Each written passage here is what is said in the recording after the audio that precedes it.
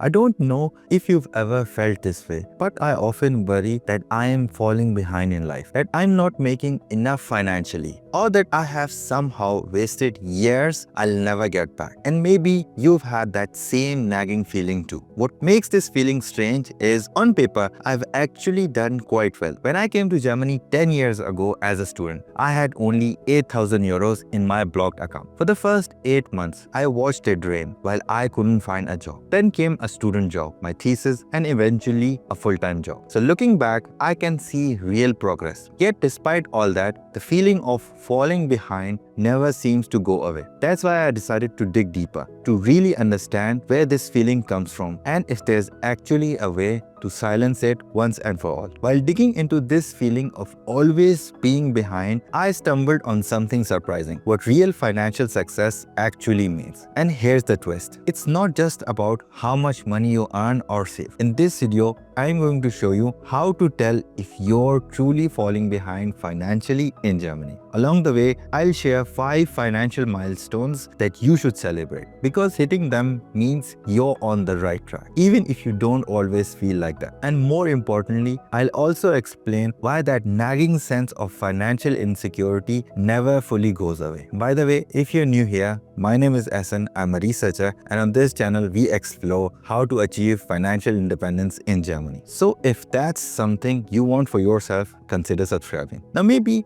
you're in Germany and at a very different stage of life. A student looking for a job, just starting your career, or already a few years in. Here's what I've noticed. A lot of people struggle financially here, not because they don't work hard, but because they don't have hard goals. Hard goals are different from the usual SMART goals. They are heartfelt, goals that truly matter to you, the kind that fire you up every day, animated. You can see yourself achieving them, almost like a movie in your mind. Required, goals that aren't optional. You need them to grow and succeed. Difficult, goals that push you, challenge you, and make you better than yesterday. I never had trouble setting SMART goals. The problem is that every time I hit a goal, I never had trouble setting SMART or hard goals. The problem is that every time I hit a goal, I set another one immediately. No celebration, just pressure. That constant change is exactly why so many of us never feel satisfied, even when we're doing fine. Hard goals change that. They give you purpose, clarity, and real motivation. Instead of just chasing numbers, you're chasing something that matters and that makes the journey actually enjoyable. So how do you break that cycle? The key is to recognize and celebrate financial milestones. These are proof points that you are moving forward. And in Germany, there are a few very specific ones you should never ignore. Let's start with the first big one: your first full-time salary. This one is emotional because when you first come to Germany, especially as a student, money is always tight. Your blocked account is draining. Your part-time income barely covers it. And some months you're spending more than you earn. I lived through this. In fact, I couldn't even find a job for the first 8 months in Germany. So when you finally get that first full-time paycheck, that is huge. It's a real milestone that shows you've crossed from just surviving to starting a stable career. But the problem here is that your first salary will almost always feel much higher than your student budget. That's where most people fall into the trap of lifestyle inflation. They immediately upgrade apartments, buy nicer things, and suddenly their new salary feels not enough again. Instead, celebrate the milestone, but celebrate wisely. Be proud of what you've achieved, but keep your expenses closer to your student level,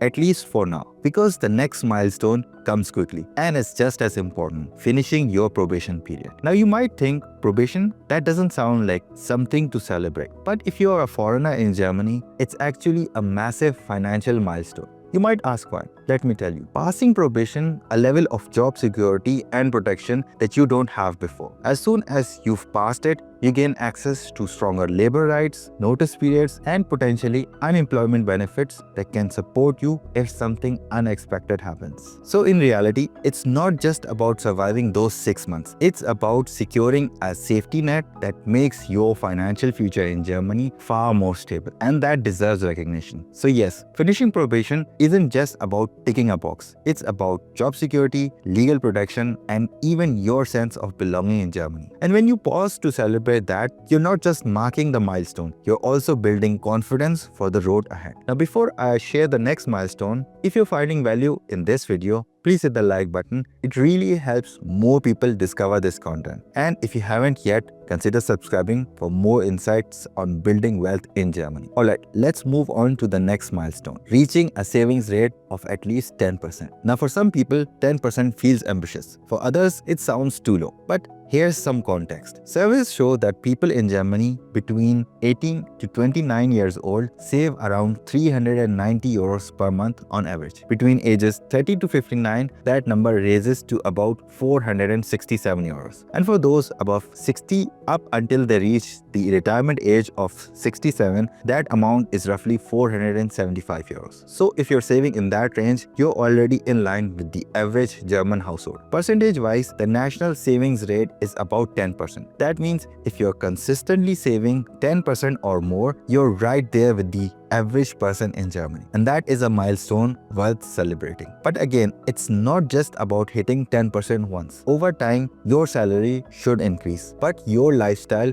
doesn't have to inflate at that same speed. Ideally, we'll push that 10% towards 20%, 30% or more. That's where real financial freedom begins. This is exactly what my Expat Wealth Blueprint course helps you do. Across its chapters, you'll master the psychology of financial control, build a practical 3-tier budget, set motivating hard financial goals, learn the basics of investing in Germany, and pull it all together into a clear wealth blueprint. If you're struggling with a mindset or a clear path growing your savings and investments, this course gives you a step-by-step roadmap to take control of your financial future. Now, the fourth milestone is one I think every expat should prioritize: building an emergency fund. Why? Because life happens, jobs are lost, unexpected bills arrive, or family emergencies back home suddenly demand money. Without a cushion, those expenses can completely derail your financial progress. The general rule of thumb is at least 3 months worth of net income. That gives you a breathing room to find a new job without falling into debt or panic. It doesn't have to start big. When I was a student, my first emergency fund was just 1,000 euros. Later, once I started working, I built it up to cover 3 months of my expenses. Eventually, I adjusted it to cover 3 months of my after-tax income. So you can scale your fund based on where you are in your life. And every time you hit a new milestone, maybe your first 1,000 euros, then your first month of expenses, then 3 months of expenses, stop and celebrate. Each step is proof that you're becoming financially resilient. 3 months net income is the sweet spot for me. But how much do you think is the right amount for an emergency fund? Should it be 6 months of expenses or something else? Let me know your thoughts in the comments. I would really love to hear different perspectives. Milestone number 5 is one of the most exciting one: hitting your first 100,000 euros in savings or investments. The first 100,000 euros is always the hardest. It feels slow because compounding hasn't really kicked in yet. But once you cross that point, wealth starts building much faster. Every euro you invest begins to generate its own returns. Think of it this way: the first 1,000 euros feels like a struggle. The first 10,000 euros feels like an uphill climb.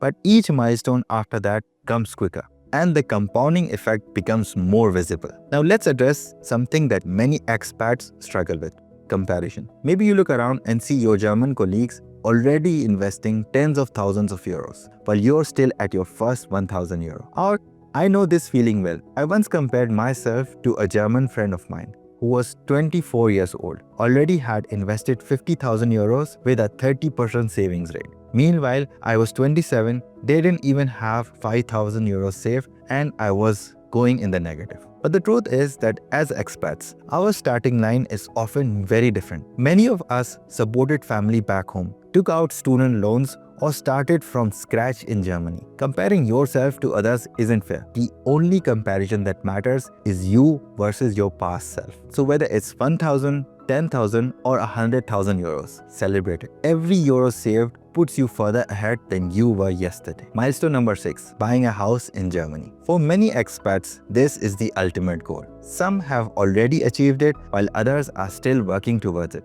But here's my take. Home ownership is not the only way to build wealth. It's one milestone, not the financial destination. Still, if buying a home is your dream, here's what you need to know. The very first milestone in this journey isn't the house itself. It's saving for the down payment and closing costs. In Germany, you'll need at least 10% of the purchase price for the down payment, plus another 10% or so for the closing costs. For example, if you're looking for a property worth 250,000 euros, you'll need a minimum of 25,000 euros for the down payment and another 25,000 euros for the closing costs. That means 50,000 euros cash before you even sign the papers. The next milestone here is the purchase process itself. Viewings, negotiations, mortgage applications, notary visits, and signing what's likely the biggest financial contract of your life. It's stressful, yes, but it's also one of the most rewarding milestones you can hit. And when you finally hold those keys in your hands, it's not just about owning a property. It's proof of years of discipline, savings, and planning paying off. Now, of course, these aren't the only financial milestones worth celebrating in Germany. Even investing your first 100 euros is a milestone, because it's the first step